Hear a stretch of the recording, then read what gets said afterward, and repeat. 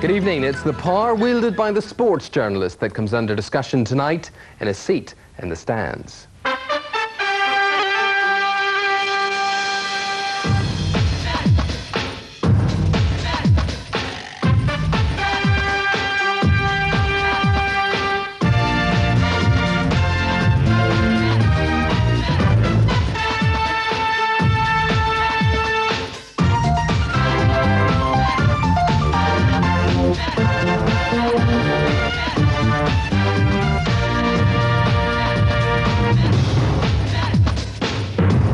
Hello there, you're very welcome. Tonight to discuss the role of journalism in sport, I'm joined by Doug Wetherill, who's been at the Daily Mail since 1963.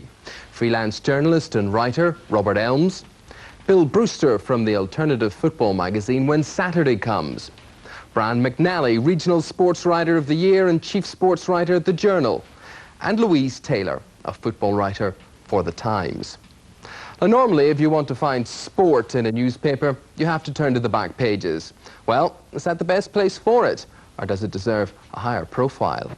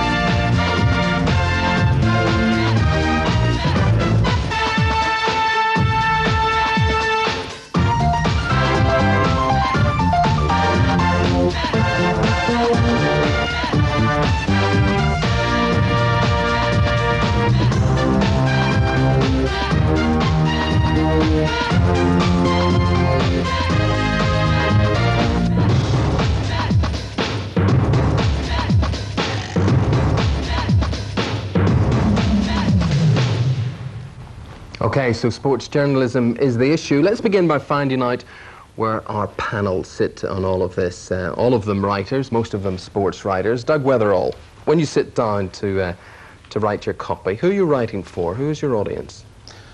I don't have an audience in mind as such. I'm a trained journalist, and I try to get the newsiest reflection on the occasion or the match that I'm reporting. And I hope that what interests me as a fan who became a journalist would interest also my reader. And up to now, I think it's working all right. And obviously, you please some and you displease others, but if provided you reflect your honest opinions of things and be factually right, I don't think you can go far wrong no matter what your audience is. How flowery are those facts, or how flowery can you afford them to be? Depends on the story. It depends on the space you have. Sometimes you've got to be very, very tight and you're not allowed any flowery language. Hopefully, if the occasion is big enough and it needs a bit of description, I hope I'm capable of giving what it deserves. Would you describe yourself, Doug, as a traditional sports hack, for want of a better phrase? I wouldn't call myself a hack. I would call myself a well-trained, all-round journalist who learned his trade from leaving school at the age of 16, learned, hopefully had a nose for news, and could interpret it so to interest people. Okay. And eventually I got into sports journalism, but if I can give you a bit of background, I sometimes used to do the first nights at theatre, cinema, and also indeed at the Free Trade Hall in Manchester doing the Halley Orchestra. And so that when footballers are upset that I might have been displeased with their performance. It is a fact that I've sometimes qualified the brilliance of Sir John Barbarelli. I think if you've got the right to express an opinion, you should. Okay, Bill Brister, where do you stand? Next to you. Where do you differ from this man? What he does?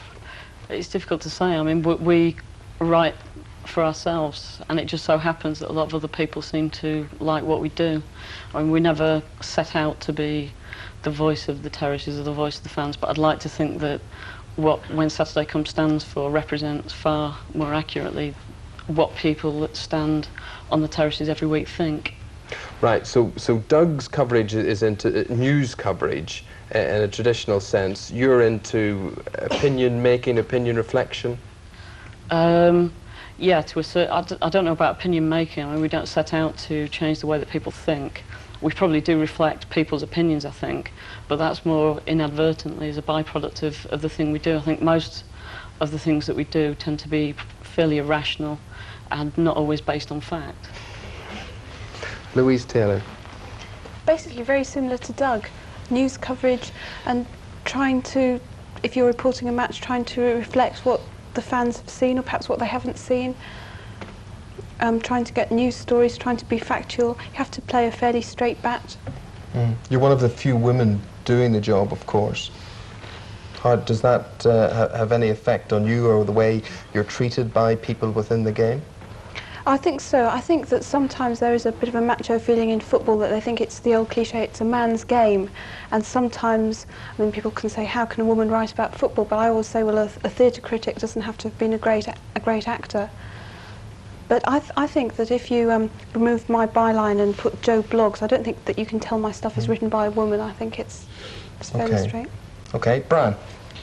Yeah, I would agree with Doug. I don't think a journalist actually sits down and contemplates who he's writing for. I write for the Journal, which has a very diverse readership. We have shipyard workers and we have ABC Ones, and it would, I think, lead to turmoil and chaos if you actually try to craft an article around the sort of varying sort of readership that we have. I mean, I try to, when I'm writing, to evoke the sort of spirit of the match or the occasion that I'm covering, and try as far as possible to bring to life the personalities that I'm writing about. Now, Robert Elms, although you have written about sport and probably will continue to do in various forms, you're primarily a fan, I presume. Yeah, and one is disappointed largely by the sports reporting in this country. And I'm disappointed with it at both ends. At the kind of the intellectual end, the bigger newspaper end, it just doesn't come close to the sports writing in, say, America or in Europe. I lived in Spain for over a year and a half. And living in Barcelona, which is where I did, every morning you could buy 3 sports papers and you could read real in-depth analysis of football from people who clearly loved the game, who understood what Catenaccio meant and couldn't just repeat it as a kind of a watchword. So we don't have that in England. We don't have that real sense that sport is important and can be taken seriously on any level in the same way as opera may or whatever else. And at the other end, we have papers that are either interested in the sex life of sportsmen or women, far more than their exploits on the field, or who just report stories that aren't true. I mean, as a Queen's Park Rangers supporter, I've read about 4 times that Liverpool have bought Paul Parker in the last 3 years as an absolute and definite fact, reprinted on the back of one of my, of the tabloid paper I take every day. And so it seems that at both ends we get let down by sports writing in our country. Okay. And it's only just now we're getting to a stage where people who sort of love sport and are sort of maybe intellectual can come out of the closet and say, well, I actually go to football every Saturday. Yeah. It's becoming respectable, It sort of is it?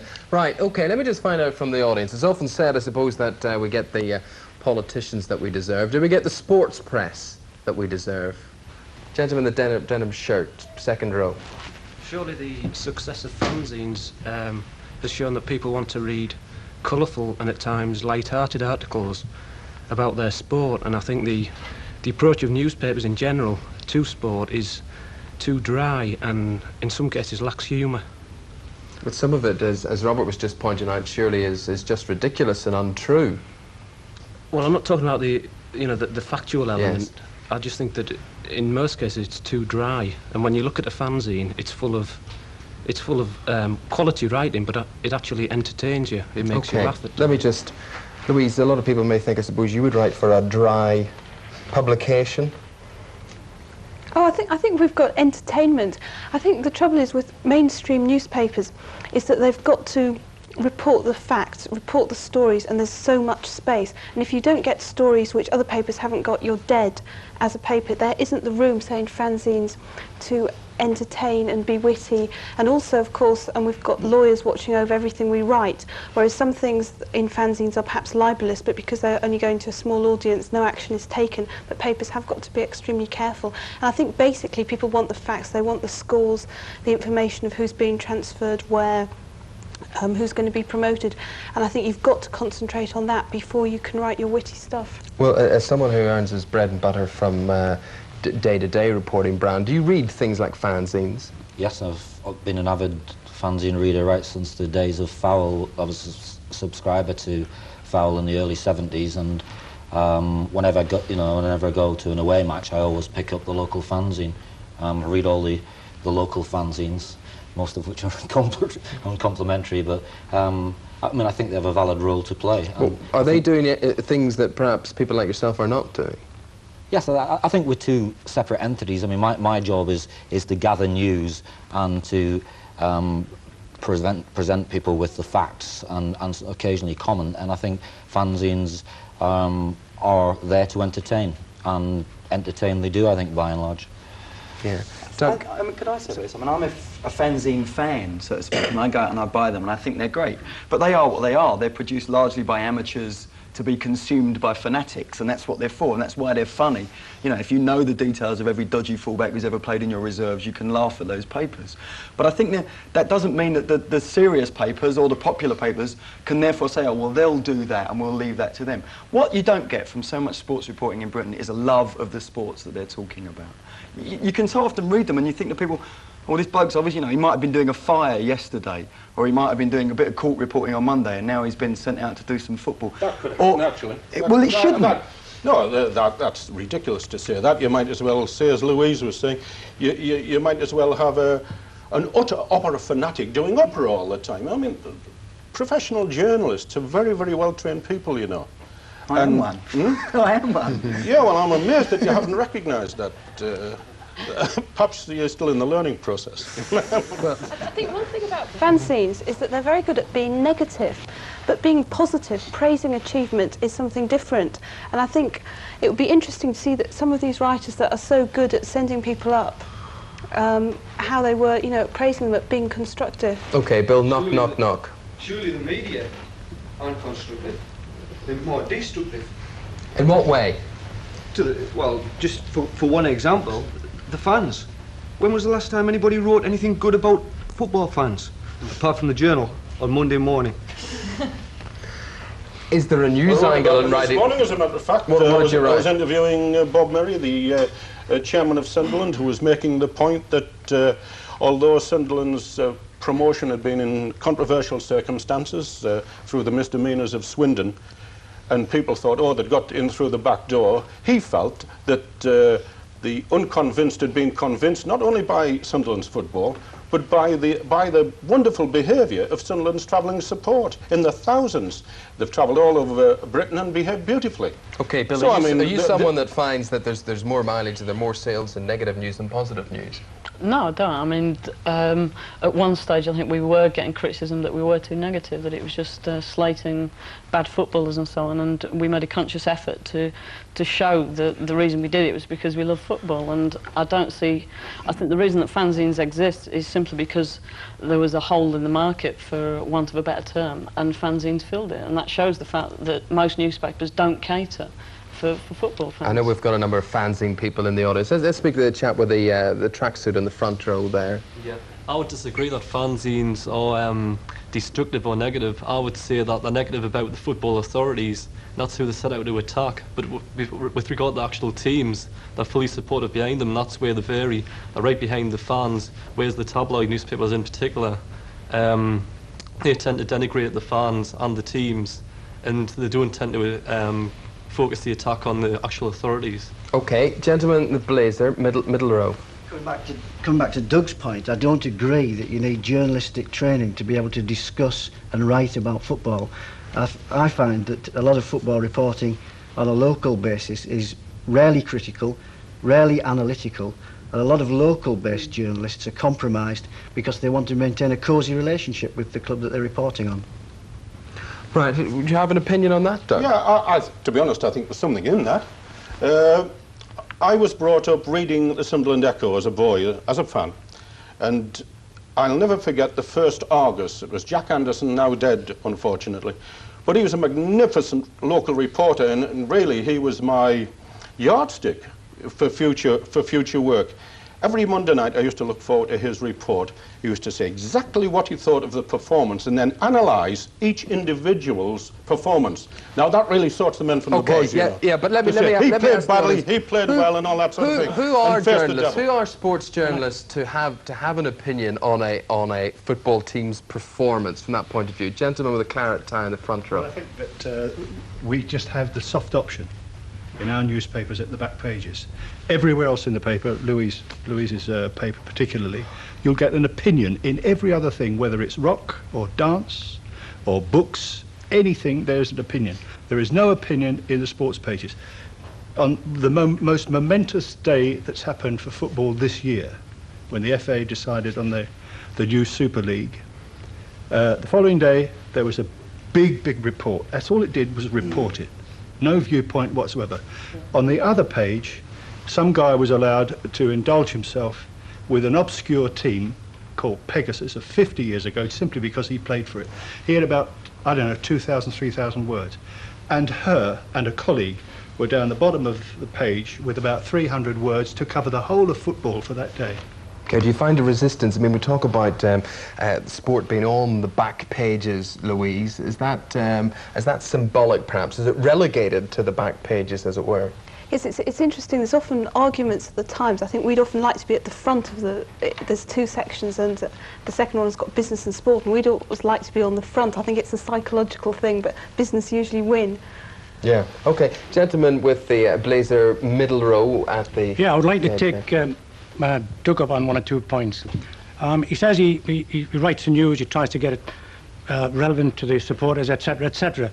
And he mentioned Argus and the next Argus, who I knew personally. These people never describe the game. If it's a good game and the one description, you can bet your bottom dollar they will wait for an incident of 2 kids jumping on the field or a penalty or something, and I've seen copies scrapped so quick it isn't true.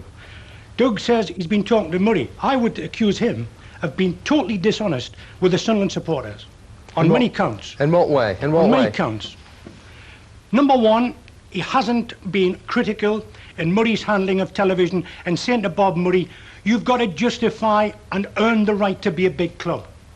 He's turned turtle on the last day. Okay, but can I ask someone like Doug? Someone like Doug has to work with just for the people record, I have said to Bob Murray that his withdrawal Never of mind news the access... record. What about the press? No, what about the general public? Let's get the record straight. I did say to Bob Murray, I think you're wrong in withholding news access to television cameras, for instance. Okay, I mean, what about the wider principle? What about if you fall out with the people in authority? Can you actually afford to write what you think? Well, I must have fallen out with someone, because I remember reporting matches from the Fulwell end at Roker Park, because I was banned, not because of anything factual I'd written. There was no dispute about that. It was purely opinion, and I was banned for a while before peace broke out. So I must write some opinion sometime. How much opinion does the general press need to have? Well, it should have more. I mean, the stuff over the Super League is a classic example where they've reported as fact everything that David Dean at Arsenal, everybody in the Football League and FA have said, without ever contradicting it. And it seems to have become, and it's been created, a bandwagon effect has been created by the press in saying that a Super League is a fact and is going to happen.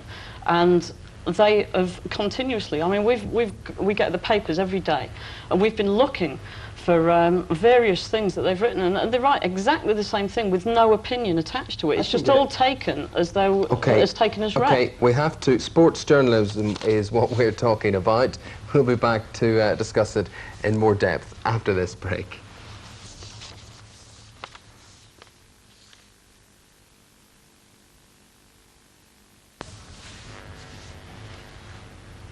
And welcome back to A Seat in the Stands. Do you get the sports press you deserve? That's what we're asking tonight. And we were talking earlier before the break about journalists keeping in with the powers that be in sport. But what if you're a journalist and you actually fallout, not with the powers that be, but with your fellow colleagues. It happened to you, Brian McNally, during the World Cup last year in Italy. For those people who don't know the story, just briefly recap on what actually happened.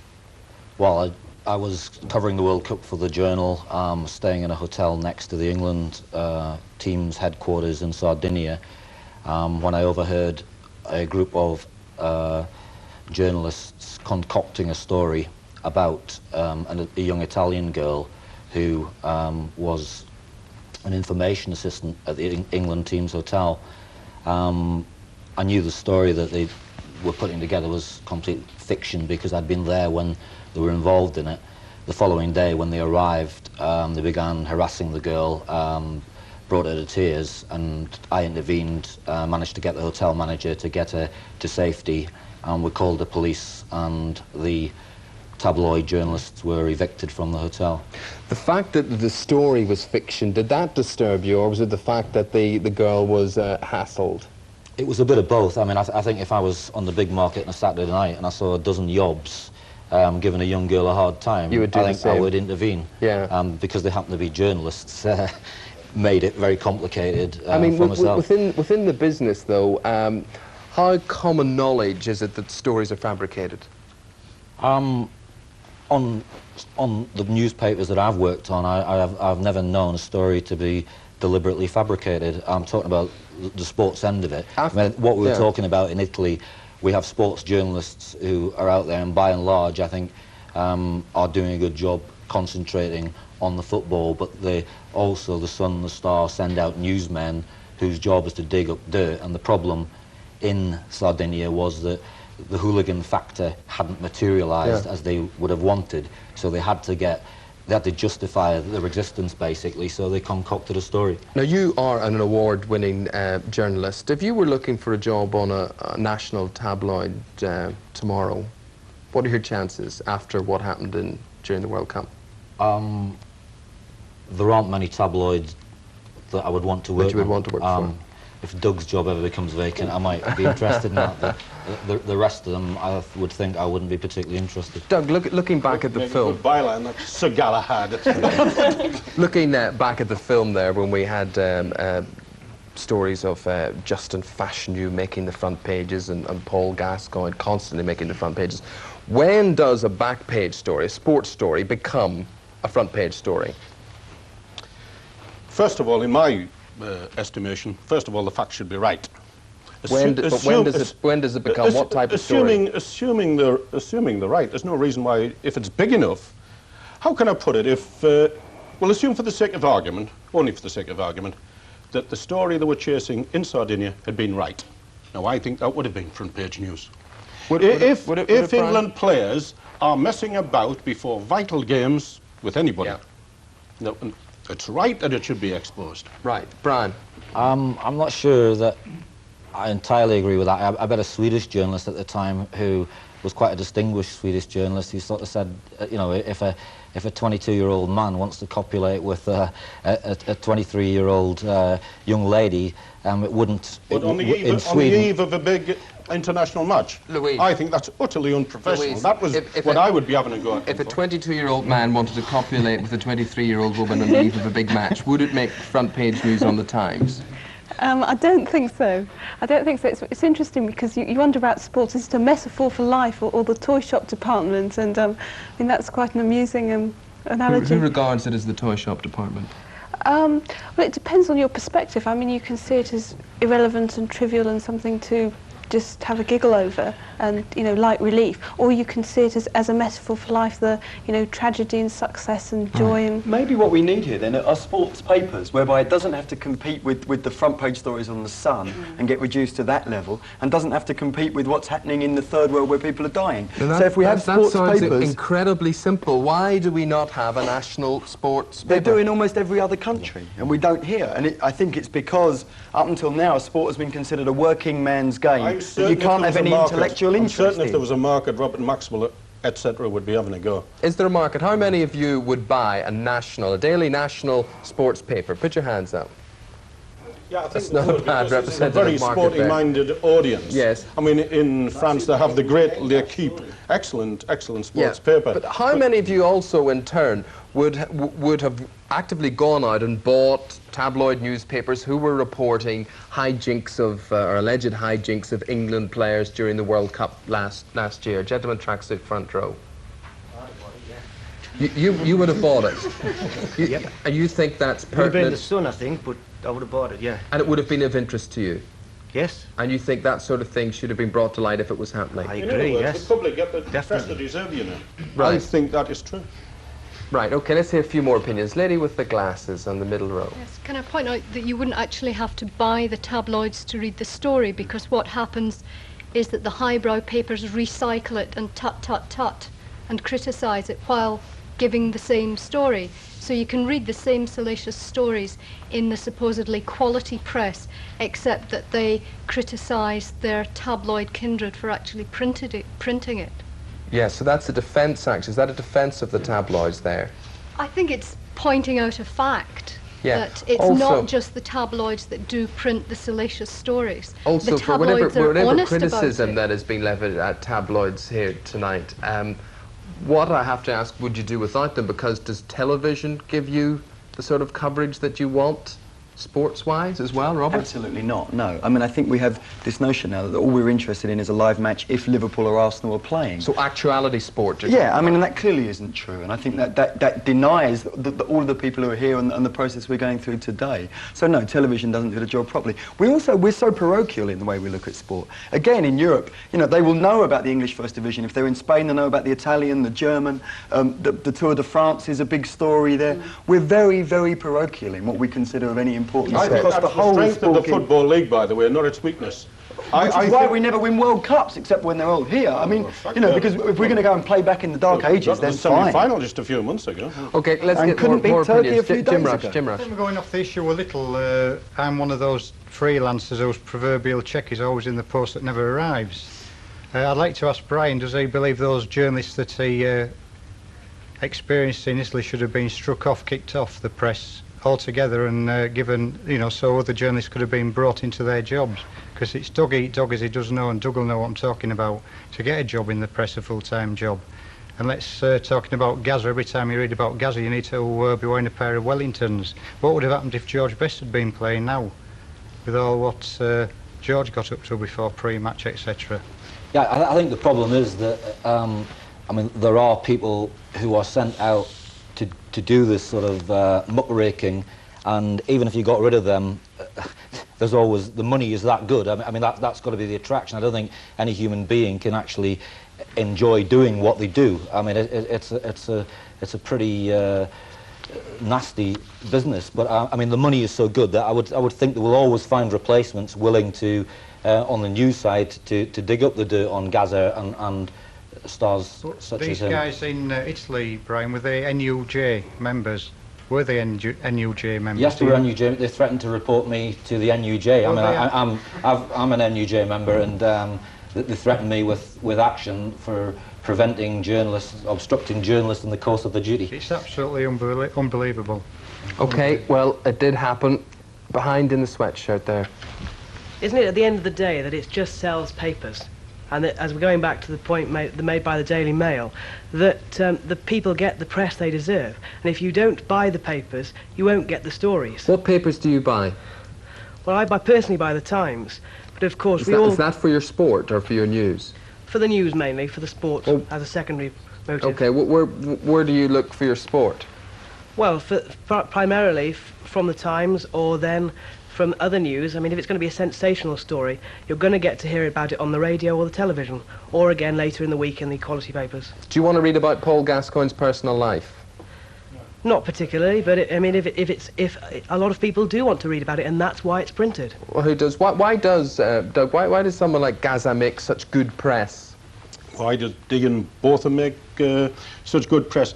They're both brilliant at the sports, and people just avidly want to know all about them. I mean, to be honest, I am sick of seeing Gaza stories, but presumably if I were working in London instead of the North East, I would still have to report all these Gaza stories. Are the people sick of seeing Gaza stories? Yeah? Not sick of seeing Gaza stories as regards his football. Correct. But the social life, I mean, nobody's interested, well, certain people are, but at sport we're interested in how well he does with the sport that he's involved with.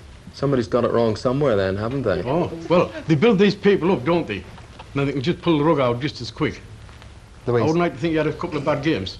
I think it's a bit of a vicious circle in that, say, news desks perceive that people want gather sort of sex stories or social life stories, and they put pressure on reporters, and the reporters feel that they've got to get a story, and their peers are also looking for them, and so it goes from there. And if one gets a story, their rivals have got to top that, and it goes from there. And it sort of escalates. Doesn't that show that there is a market for a quality sports paper where the real issues can be brought out? To be honest, I'm not really interested whether or not Gaza wears comedy breasts, but I am interested in the workings behind Tottenham Hotspur, because at the moment there's big changes happening in football, and these are not being focused on. That's what I want to read about, and the sports journalists should be leading those investigations.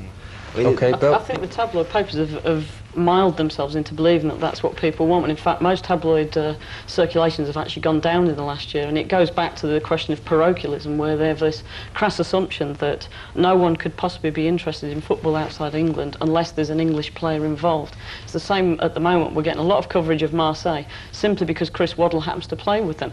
Now during the World Cup we get a lot of coverage of players that will never play in England, and I think it's a tragedy that we have to wait every 4 years to get any kind of global coverage of football when people are clearly interested in the game per se. Okay, let's see what people here are interested in. Gentleman with the glasses on the back row. I'm surprised we've never got round to the Evening Chronicle, personally. I mean, most Newcastle supporters, speaking as a football fan, rely on the Evening Chronicle to hear what's happening at the club. Yet getting back to Gaza and Waddle, all we hear is, oh, we're going to sign them in 4 years' time.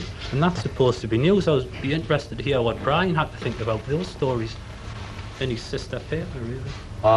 I don't particularly want to comment on the Evening Chronicle. Yeah, but I think the point is, I mean, there seems to be more speculation in sports stories and newspapers than any other sort of realm of subject in a whole paper. thing. They can print stories that have no factual basis. Why can they do that? Why can they do that? Well, Robert? because they think, oh, it doesn't matter. It isn't a famine. It isn't a political story, and they're only football supporters, and they're not all that bright anyway. Speculation.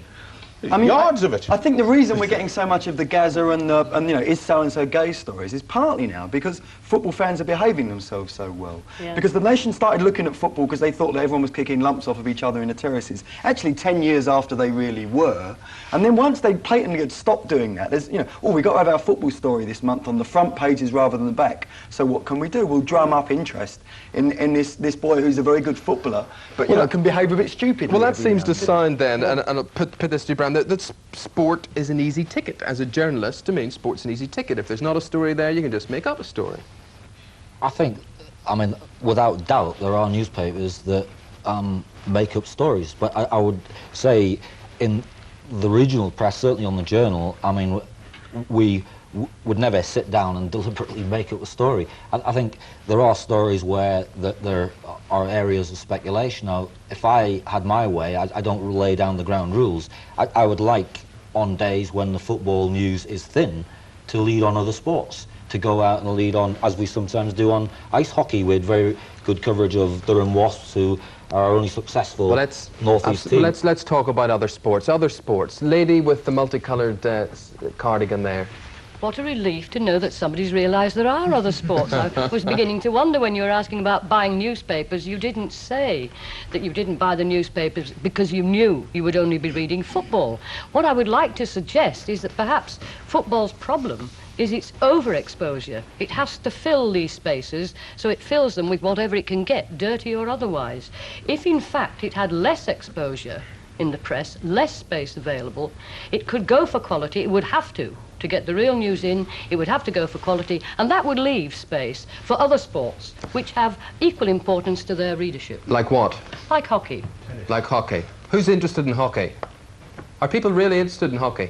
Sure, well, you have roughly 500 and odd clubs just in the north, and that's only the women's clubs. Okay, thank you very much. Nas, why don't report minor sports? Yes. You know what the answer is? What? It's self-explanatory. The minor sports. That is the reason. that don't sell papers, unfortunately. That's not Minor because nobody you is can't interested just in presume that. If you look at television, you could take the example of Channel 4, who've been absolutely breaking ground in their coverage of so-called minority sports, and very successfully. They get audiences of 2 million for their American football, they get audiences of 2.5 million for their women's football coverage, and it's because they've actually had the nerve to say, oh well, perhaps people do want something different rather than just football again and again and again. And it's very much an argument for a national sports paper, that teams like the Durham Wasps, who've done fantastically, would actually get more of the credit that they deserve. Okay, we keep coming back to this. Chap in the glasses behind you there. Sorry, I partially agree with what the lady says. Maybe football does get a little bit too much exposure, but I mean, it is the most popular sport in this country. But the point she made about quality, I mean, there are people out there who do want to read about Gaza, but there are also, the people who want to read about Gaza are also the people who are going to find in 4 or 5 years' time that they've got no terraces to stand on. And they don't realise that. They don't realise that we're going towards all-seater stadia in football because the tabloids never touch on the issue. So where do they find out about this at all? Well, it's just a little gossip on the terraces and from the fanzines. I mean, the tabloids should discuss that issue because a lot of people in this country want to carry on standing on terraces at football grounds, and they're suddenly going to find themselves they've not had the chance and they've not even had the opportunity to put their point on the issue. Well, they've reported the Taylor report findings, and it's made quite clear that that is what's going to happen. I mean, but that was all discussed at a national level. There was no examination of local clubs. All the local sports journalists should have been straight around their clubs to find out what their position was it.